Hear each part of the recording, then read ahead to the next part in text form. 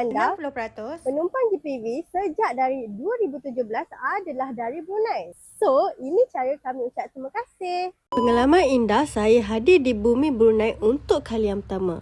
Ini cara kami ucapkan terima kasih sebab ramai tak tahu. Sejak 2017, Global Portal Ventures telah menerima ribuan penumpang traveller dari Brunei. Kunjungan kami ke Brunei kali ini adalah tanda terima kasih atas sokongan padu orang-orang Brunei sejak dari awal. Selama saya di sini, memang betul, Brunei ni tenang, cantik dan penuh budaya. Saya dah pergi Masjid Sultan Omar, Taman Tasik Lama dan tak lupa pengalaman unik di Kampung Air.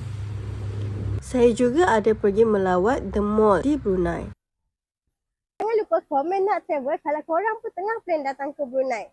Jangan lupa kontak JPV untuk airport transfer anda. Terima kasih.